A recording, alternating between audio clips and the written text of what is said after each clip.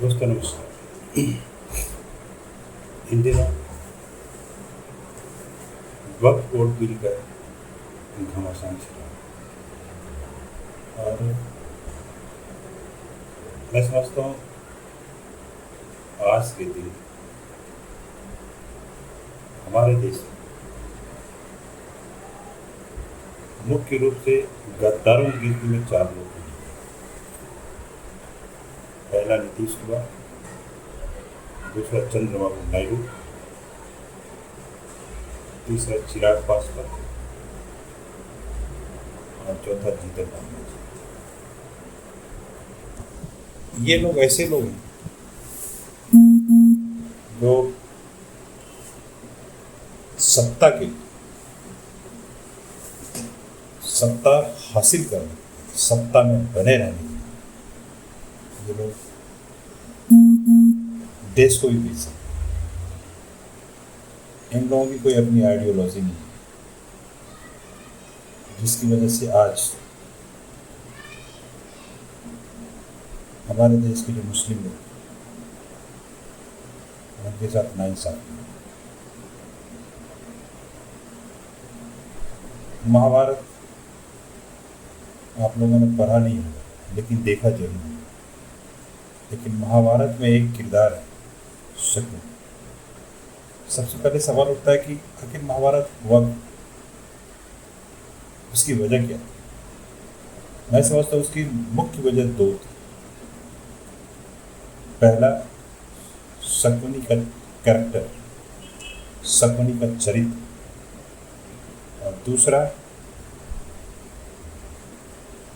दुर्योधन का हठ धर्म था, जिसकी वजह से द्रौपदी चीरहरण हुआ और कौरव का नाश हुआ। क्योंकि शकुनी को चौसर खेलने का बहुत शौक था और चौसर के द्वारा ही वो अपनी राजनीति करता। कहा जाता है कि चौसर में जिस पासा को वो इस्तेमाल करता था वह पासा उसके पिता की हड्डी का बना था और वो जैसे चाहता था अपने मन मुताबिक पासा फेंक के अपनी चाल अपनी तरफ कर, जिसकी वह हारी बाजी भी जीत जाता। यानी यूं कहे कभी हारा ही नहीं, हमेशा जीतता।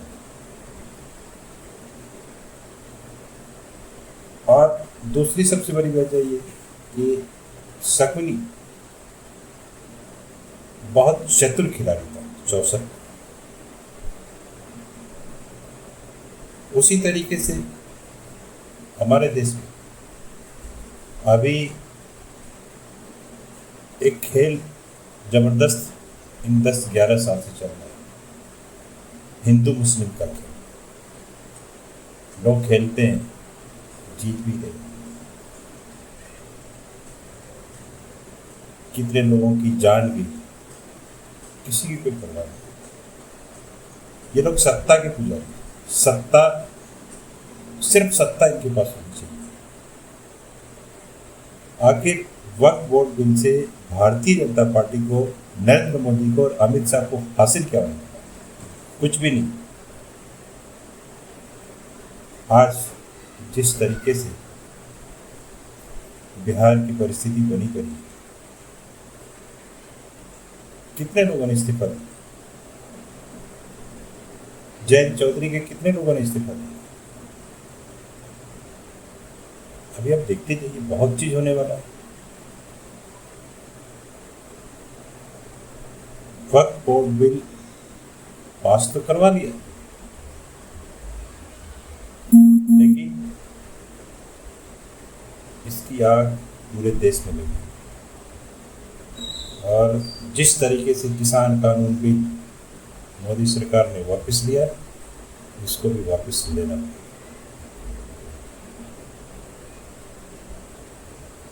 महाभारत यूं ही नहीं हुआ था। महाभारत होने की जो वजह थी, हठ धर्मिता थी। और यहाँ भी वही होगा। इतिहास गवाह है कि सत्ता कभी किसी के बाप की बकौती नहीं है। जब तक है करते रहिए, अकड़ मत दिखाइए, अहंकार दिखाएंगे कहीं के नहीं।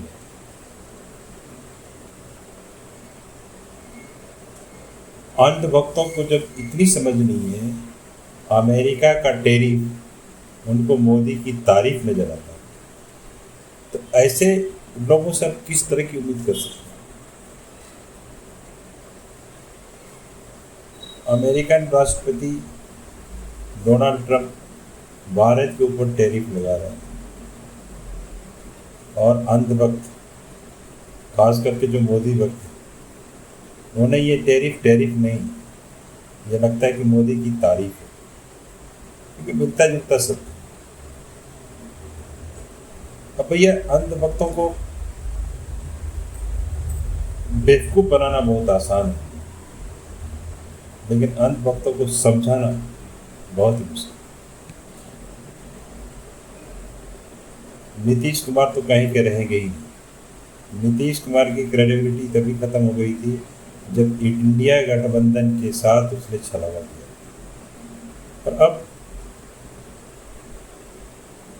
न घर के न घाट के। अब अगर मैं कहूँ धोबी का कुत्ता तो शायद उचित नहीं होगा। नीतीश कुमार की वो परिस्थिति है। चिराग पासवान और जीतन राम मांझी, उनका कितना जनाधार? कोई जनाधार नहीं।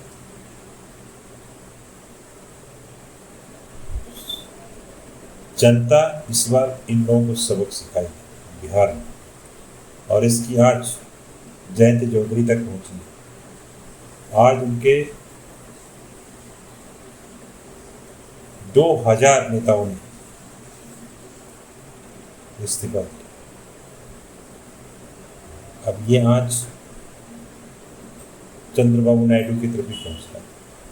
असर होगा, निश्चित रूप से होगा। वक्फ बोर्ड बिल से भारतीय जनता पार्टी को कुछ भी हासिल नहीं होने वाला, और ये वक्फ board bill Bharatiya Janata party और मोदी सरकार, इनके लिए, इनके ताबूत में आखिरी 3 साल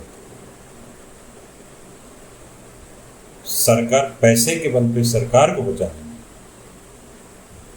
कब तक आप? अब चंद्रबाबू नायडू, नीतीश कुमार, ये तो महालालची इंसान, सत्ता के सुख के लिए कुछ भी कर सकते हैं, और आप पैसा कितना दे पाएंगे? नहीं दे पाएंगे। ये दोनों तो जाएंगे ही जाएंगे, साथ में भारतीय जनता पार्टी वो भी खत्म हो गई, तो निश्चित हो चुका।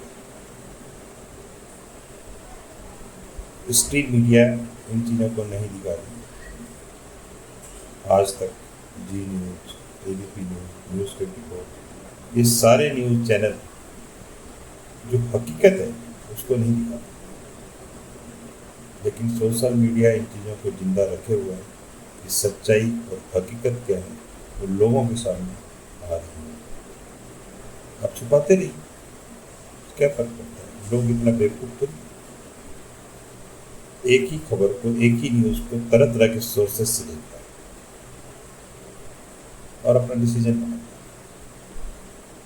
मैं समझता हूँ भारतीय जनता पार्टी में जिस तरीके से नरेंद्र मोदी और अमित शाह उस देश के साथ छलावा कर रहे हैं, बहुत ही गलत है, और आने वाला समय भारतीय जनता पार्टी के लिए बहुत मुश्किलों का सामना करना पड़ सकता है। अभी तक जितने भी संघ के लोग, या संघ के लोगों ने पार्टी बनाई, 2 बार तो ये अपनी पार्टी का नाम बदल चुके हैं। कहीं ऐसा ना हो कि तीसरी बार अगर इनको फिर से राजनीति करनी होगी तो भारतीय जनता पार्टी का नाम बदलना पड़ेगा। दोस्तों, आप क्या समझते हैं? क्या यही सत्ता का सच है? सत्ता बनाए रखने के लिए पैसे का इस्तेमाल करो, सत्ता बनाए रखने के लिए अपने आइडियोलॉजी को बेच दो, सत्ता बनाए रखने के लिए नेताओं को खरीदो। क्या इससे हमारी भलाई हो जाएगी? हमारे देश का विकास हो जाएगा? बिल्कुल नहीं। अमेरिका में डोनाल्ड ट्रंप के खिलाफ, डोनाल्ड ट्रंप और एलन मस्क के खिलाफ सिर्फ 75 दिन हुए, आज पूरी अमेरिका में एक जन आंदोलन खड़ा हुआ। डोनाल्ड ट्रंप और एलन मस्क के खिलाफ एक हम इंडियन लोग, एक हम भारतीय लोग हैं।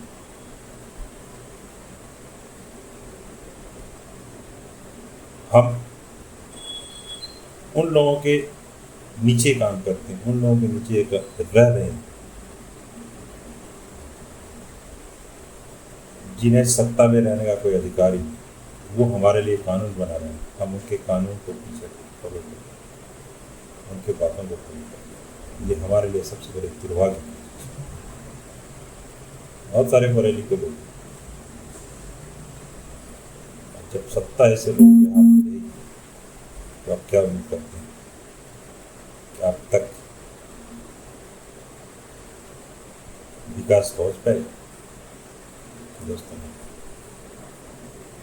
मेरी में बस आज इतना ही। आप क्या सोचते हैं? हो सके तो कमेंट कीजिए, सब्सक्राइब कीजिए, लाइक कीजिए। बस इससे ज़्यादा मैं आपसे उम्मीद नहीं कर सकता। धन्यवाद।